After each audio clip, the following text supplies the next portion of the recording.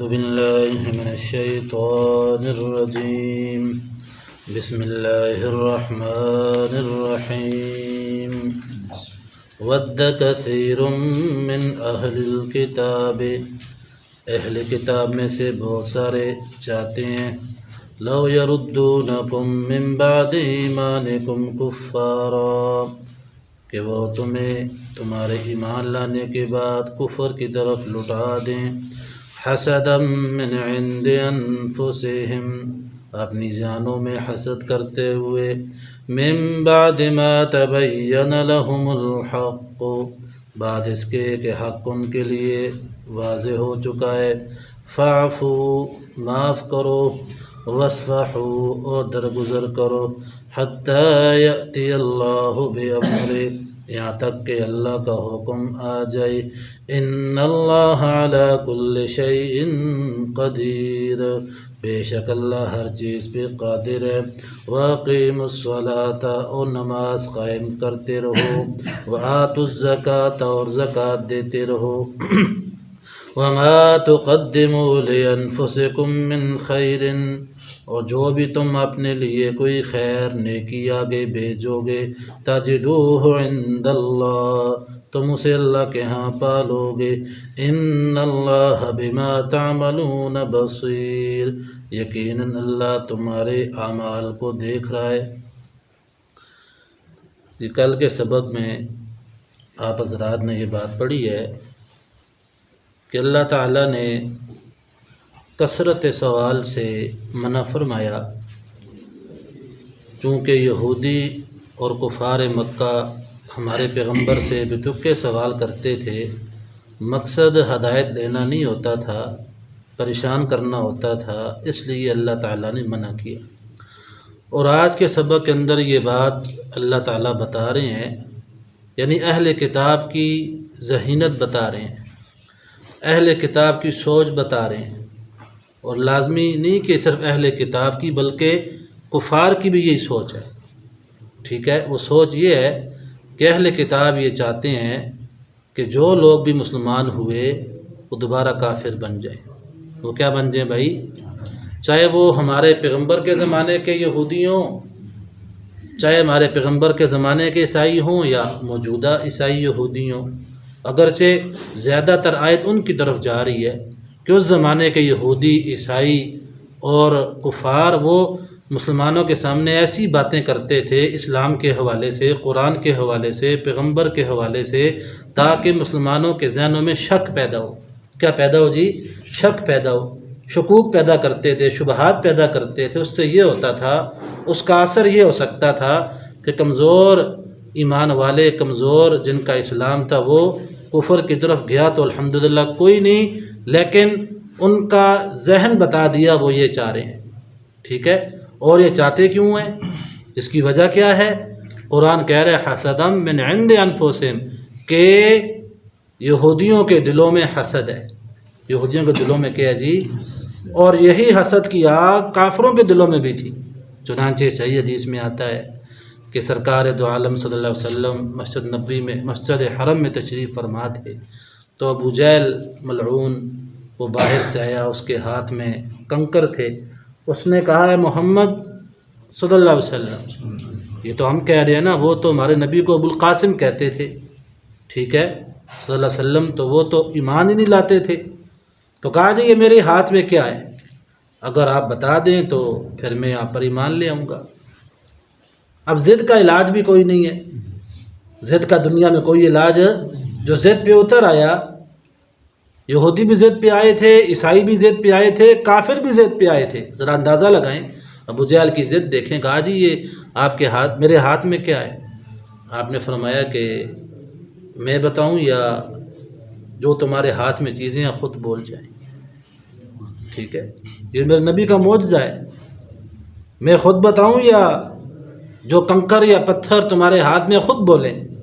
تو بعض کتابوں میں آتا ہے کہ وہ جو کنکر تھے انہوں نے اللہ کی تسبیح بیان کی، اور بعض کتابوں میں آتا ہے انہوں نے کلمہ پڑھا، تو ابو جہل کنکر پھینک کے کہتا ہے کہ تم بھی اس کی طرفدار ہو گئی ہو، تم بھی کس کی طرفدار ہو گئی ہو؟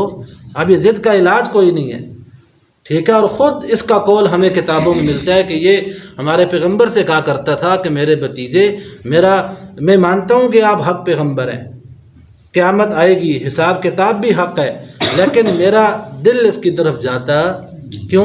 یہ ضد ہے، یہ حسد ہے، یہ کیا جی؟ یہ حسد اور ضد ہے۔ تو میرے عزیزو، جیسا اس زمانے کا کافر وہ مسلمان کو کفر کی طرف لانے کو پسند کرتا تھا، اور کیا آپ کیا سمجھتے ہیں آج کا کافر یہ نہیں چاہ رہے؟ ٹھیک ہے، یہ جو اعلان آپ سنتے ہیں عورتوں کو مردوں کے شانہ بشانہ کھڑا کیا جائے، عورتوں کو حقوق ملنے چاہیے، اور ظالم جتنے حقوق عورت کو قرآن نے دیے ہیں، جتنے حقوق عورت کو میرے نبی نے دیے ہیں، صحابہ فرماتے ہیں ہمیں تو پہلے پتہ ہی نہیں تھا کہ عورت بھی کوئی چیز ہے، جب قرآن نازل ہوا ہمیں پتہ چلا کہ عورت بھی قدر کرنے کی چیز ہے۔ حضرت عمر کا قول ہے۔ ٹھیک ہے، اب یہ نعرے کیوں لگاتے ہیں؟ اس لیے لگاتے ہیں تاکہ ان عورتوں کو ایسا ان کے اندر پھیلا دو، ہر جگہ میں ان کو عام کر دو، تاکہ مسلمانوں کا ایمان کسی طرح لوٹا جائے۔ ٹھیک ہے، تو یہ حسد اور بغض اس زمانے میں بھی تھا اور آج بھی کیا ہے جی؟ موجود ہے۔ ذرا حسد کی تعریف بھی سن لیں، حسد کیا ہے، حسد کا معنی کیا ہے؟ کیونکہ حدیث کے اندر آتا ہے کہ ان الحسد یأکل الحسنات کما تأکل النار الحطب، ابو داؤد شریف کی روایت ہے کہ حسد نیکیوں کو ایسے کھا جاتا ہے جیسے آگ خشک لکڑیوں کو کھا جاتی ہے۔ اور ایک حدیث ہے میرے پیغمبر کی، فرمایا ولا تباغضوا ولا تحاسدوا ولا تدابروا وکونوا عباد اللہ اخوانا، اے میری امت کے ساتھیوں، لوگوں، آپس میں پیٹ نہ پھیرنا، بغض نہ رکھنا، آپس میں حسد نہ کرنا، اور ایک دوسرے کے بھائی بن کے رہو۔ اور حسد ہی ایسا گناہ ہے جو سب سے پہلے آسمان پہ ہوا، ابلیس نے آدم پہ حسد کیا۔ ٹھیک ہے، اور یہی وہ گناہ جو پھر زمین پر بھی ہوا کہ آدم علیہ السلام کے 2 بیٹوں میں سے ایک نے دوسرے پہ حسد کیا، اسے قتل کر دیا۔ تو حسد بڑی سخت برائی ہے۔ اور آپ نے یہ حدیث غالباً سنی ہوگی کہ جو رمضان کا مہینہ ہوتا ہے، اور رمضان کے مہینے میں ایک رات آتی ہے شب قدر، لیلۃ القدر، ٹھیک ہے نا؟ حدیث میں آتا ہے کہ اس رات بڑے بڑے گنہگاروں کو اللہ بخشتا ہے میرے عزیزو، حدیث میں آتا ہے، لیکن 3 یا 4 ایسے بدبخت ہیں جن کے بارے میں اللہ فرماتے ہیں اپنے فرشتوں سے ان کا حساب کتاب ابھی بند رکھو، انہیں ہم نہیں بخشیں گے۔ ان میں سے ایک وہ ہے جس کا دل حسد سے بھرا ہو۔ کس سے بھرا ہو جی؟ حسد سے۔ تو حسد کیا ہوتا ہے میرے عزیز؟ حسد یہ ہے کہ کسی دوسرے مسلمان کو اللہ نے کوئی نعمت دی ہے، بھائی نعمتیں کون دیتا ہے؟ فضل کون کرتا ہے؟ کیا ہم میں سے کسی کے بس میں ہے کہ ہم اپنی طاقت اور قوت سے اچھی نعمتیں خرید سکیں؟ بولو بھائی، ہمارے بس میں ہے؟ ذالک فضل اللہ یؤتی من یشاء، اللہ فرماتے ہیں فضل میرے ہاتھ میں ہے، جسے چاہتا ہوں فضل عطا کرتا ہوں۔ تو اپنے کسی مسلمان بھائی کی کوئی چیز نعمت آپ نے دیکھی، فضل ہے، کمال ہے، علم ہے، حسن ہے، طاقت ہے، بہادری ہے، چاہے اولاد کی صورت میں ہو، جس صورت میں بھی ہو، تو دل میں آتا ہے کہ یار یہ نعمت اسے کیوں ملی ہے، مجھے ملنی چاہیے تھی۔ یہ حسد کی پہلی قسم ہے، اسے کیوں ملی ہے۔ اور اگر ساتھ ساتھ یہ صورت پیدا ہو جائے کہ اس کے پاس نہ رہے، ضائع ہو جائے، ختم ہو جائے، فنا ہو جائے، تباہ ہو جائے، چاہے مجھے ملے یا نہ ملے، مجھے ملے یا نہ، اس کے پاس نہ رہے، یہ اس سے بھی خطرناک قسم ہے۔ ٹھیک ہو گیا؟ یہ آتا ہے حسد۔ اور ایک ہوتا ہے غبطہ۔ غبطہ شرعاً جائز ہے کہ اللہ نے اس کو دی، اللہ مجھے بھی دے سکتا ہے، اللہ اسے نصیب کرے، ٹھیک ہے نا، اللہ اس کو نصیب کرے، اور اللہ سے مانگے اللہ مجھے بھی دے، تو یہ غبطہ ہے، یہ جائز ہے۔ اور جو پہلی قسم میں نے آپ کے سامنے رکھی، یہ کیا ہے جی؟ بولو، یہ حرام ہے۔ یہ کیا ہے؟ لیکن یہاں یہ بات بھی سمجھیں، علماء کا قول ہے کہ کوئی نفس حسد سے خالی نہیں ہوتا، دنیا میں کوئی نفس حسد سے خالی نہیں ہوتا، کیونکہ انسان کی فطرت میں یہ چیز ہے، ٹھیک ہے نا۔ حسد جب تک وسوسے کی حد تک ہو میرے عزیز، تیرے لیے نقصان دہ نہیں ہے، وسوسے کی حد تک ہو، ظاہر بات ہے انسان کے دل میں آتا ہے، ٹھیک ہے، نعمتیں دیکھتا ہے قرب و جوار میں، اپنے دوستوں پہ، یاروں پہ، رشتہ داروں میں، دل میں خیال تو آتا ہے نا میرے بھائی، آتا کہ نہیں آتا؟ تو خیال آنے کی حد تک اگر خیال ہی رہے، نہ نعمت کے زائل ہونے کا اس کے بارے میں اس کی سوچو کہ اس کے پاس نہ رہے، اسے کیوں ملی ہے یہ بات بھی نہ ہو، اور دل میں خیال آئے اور کوشش کرے کہ یہ خیال چلا جائے، کیا ہو بھائی، بولو بھائی، چلا جائے وسوسے کی حد تک ہو، تو پھر اس طرح کے حسد پہ پکڑ، ورنہ آدمی کو دل میں کتنے خیال آتے ہیں، یار اللہ کو کس نے بنایا ہے، خیال آتا کہ نہیں آتا، ٹھیک ہے نا، اللہ کے پیغمبر کیسے ہوں گے، خیال آتا کہ نہیں آتا۔ بسا اوقات آدمی کو اپنے ایمان پر بھی اللہ آپ کا بھلا کرے وسوسہ آ جاتا ہے، کیونکہ بعض حدیثوں میں آتا ہے کہ مشکات میں روایت ہے، صحابہ اللہ کے پیغمبر کے پاس ہے کہ یا رسول اللہ صلی اللہ علیہ وسلم، بعض دفعہ ایسا ہوتا ہے کہ ہمیں ایسے ایسے خیالات آتے ہیں، ہم وہ خیال زبان پہ لائیں، ہم چاہتے ہیں کہ ہم زبان پہ نہ لائیں بلکہ کوئلہ بن جائیں، ہمیں ایسے خیال آتے کیوں ہیں؟ تو میرے پیغمبر نے فرمایا جب تک ایسے خیال آپ کو آتے رہیں اور وہ وسوسے کی حد تک ہوں، آپ اس پہ عمل نہ کریں تو اس پہ کوئی پکڑ نہیں ہے، اور اس طرح کے خیال آنا عین ایمان ہے۔ عین کیا جی؟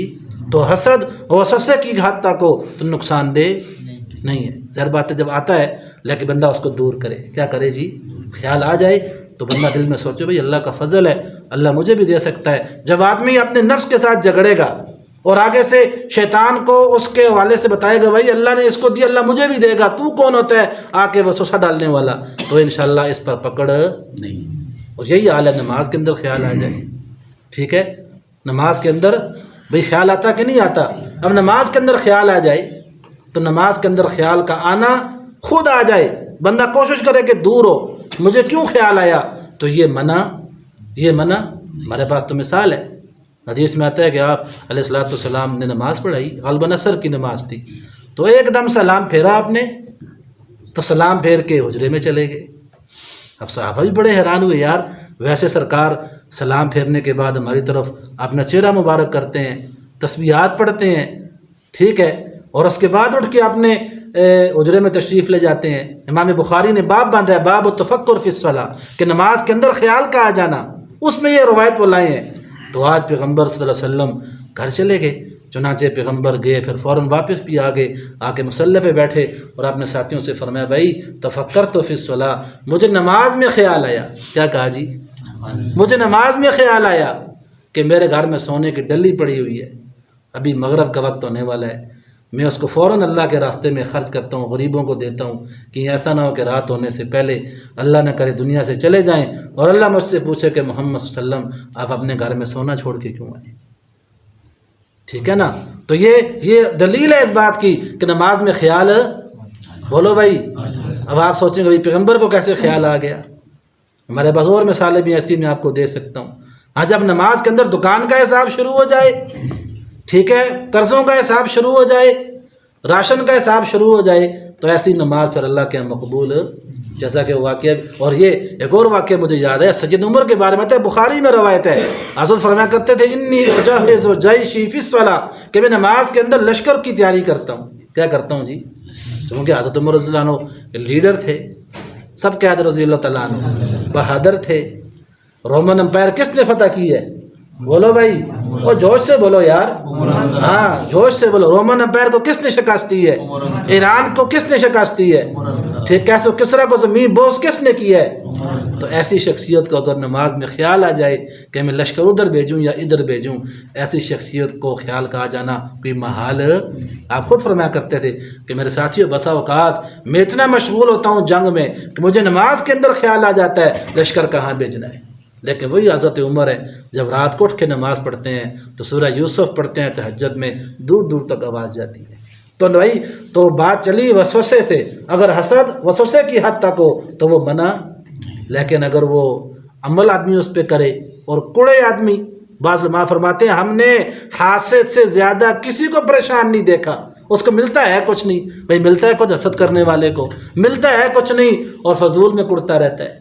اور یہ اتنی سخت برائی ہے کہ اللہ نے قرآن کے اندر اس سے پناہ مانگنے کی ہمیں وصیت کی ہے، وَمِن شَرِّ حَاسِدٍ إِذَا حَسَدَ، ٹھیک ہے نا۔ تو بہرحال اللہ نے اس آیت میں فرمایا کہ بھائی اے میرے نبی کے یارو، مسلمانوں آپ پریشان نہ ہو، ٹھیک، حسد کرتے ہیں کرنے دو، آپ کے ذمے کہ آپ نے کیا کرنا ہے۔ آیت کے اندر آ گیا فَاعْفُوا، معاف کرو، کیا کرو؟ معاف کرتے رہو۔ یہودی جو کرتے ہیں، عیسائی جو کرتے ہیں، کافر جو کرتے ہیں، پروپگنڈے کرتے ہیں، معاف کرو، وصفحوا، درگزر کرو، میرے حکم کا انتظار کرو، میں کیا کرتا ہوں۔ چنانچہ پھر اللہ نے کر کے دکھایا کہ اللہ تعالیٰ نے پھر یہودیوں کو، عیسائیوں کو، اہل کتاب کو پورے عرب سے اللہ نے صفایا کر دیا، کیا کہ نہیں کیا؟ اور انشاءاللہ اب بھی اگر مسلمان درگزر کرے، معاف کرتا رہے، اور آگے جو اللہ نے مسلمان کے ذمہ کام لگایا وہ کرے، کہ نماز قائم کرو، کیا کرو جی؟ نماز قائم کرو، زکوٰۃ دیتے رہو، تو انشاءاللہ تمہارا دشمن اللہ اس کو خود شکست دے گا۔ کیا کرے گا جی؟ چنانچہ ہمیں یہ بات پہنچی ہے، صحیح روایات سے پہنچی ہے، ہمیں حدیثوں کے ذریعے بات ملتی ہے، قرب قیامت میں اللہ ان یہودیوں کا صفایا کرے گا۔ کرے گا کہ نہیں کرے گا بھائی؟ بولو بھائی، کرے گا کہ نہیں کرے گا؟ انشاءاللہ اللہ یہودیوں کا صفایا کرے گا، اللہ عیسائیوں کا صفایا کرے گا، اور ایک وقت ایسا بھی روئے زمین پہ آئے گا ایک عیسائی یہودی زمین پر موجود نہیں ہوگا، صرف اسلام ہی اسلام ہوگا۔ لیکن مسلمان اپنا کام تو کرے نا، وہ اپنا کام کیا ہے؟ اقیم الصلاۃ، کیا کرے بھائی؟ بولو، نماز کا اہتمام کرتے رہو، تم اپنا کام کرو، وآتوا الزکاۃ، زکوٰۃ دیتے رہو، ٹھیک ہے نا؟ اور جو آپ اپنے لیے آگے بھیجو گے آخرت میں تمہیں ملے گا، تو ظاہر بات ہے اللہ نے یہودیوں اور عیسائیوں کے مٹانے کو مشروط کیا کس کے ساتھ بھائی؟ نماز کے ساتھ۔ تو جب تک امت 100% نماز پہ نہیں آئے گی یہودی کو شکست ہو، بولو بھائی۔ اور میں نے کتاب میں پڑھا کہ یہودیوں کی کتابوں میں لکھا ہوا ہے کہ جس دن مسلمان کے فجر کے نمازی جمعے کی نماز جیسے ہو جائیں گے تو اس دن اللہ یہودیوں اور عیسائیوں کو دنیا سے مٹا دے گا۔ ٹھیک ہے، ایسے ہے کہ نہیں؟ تو آج یہودی عیسائی آپ پہ راج کر رہے ہیں، کر رہا کہ نہیں کر رہا؟ معیشت ان کے ہاتھ میں ہے، ڈالر ان کے ہاتھ میں ہے، وہ جیسے چاہتے ہیں مسلمان کو استعمال کرتے ہیں۔ کیوں؟ مسلمان نے وہ کام چھوڑ دیا۔ کیا مسلمانوں کے پاس آرمی نہیں ہے؟ کیا مسلمانوں کے پاس بم نہیں ہے؟ کیا مسلمانوں کے پاس ایٹمی قوت نہیں ہے؟ کیا مسلمانوں کے پاس راکٹ لنچر نہیں ہے؟ بھائی سب کچھ ہے کہ نہیں ہے؟ بدر والوں کے پاس کیا تھا بتاؤ نا؟ بدر والوں کی تلواریں چیتھڑوں میں لپیٹی تھیں، بدر والوں کے جسم پہ کپڑے بھی کم قیمت والے تھے، بدر والوں کی تعداد بھی کم تھی۔ کیا اللہ نے 1000 پہ غالب نہیں کیا؟ کیا میرے نبی کے یاروں کو، مستانوں کو اللہ نے کفر پہ غالب کیا کہ نہیں کیا؟ ان کے پاس کیا تھا؟ اقیم الصلاۃ، کیا تھا بھائی؟ بولو۔ تو اللہ پاک ہمیں بھی اپنے اللہ کے احکامات کو، حکموں کو پورا کرنے کی توفیق نصیب فرمائے۔ اگر مسلمان ان حکموں پہ آ جائے انشاءاللہ اللہ یہودیوں اور عیسائیوں کا صفایا کر دے گا۔ دعا ہے کہ اللہ تعالی ہم سب کو عمل کرنے کی توفیق نصیب فرمائے۔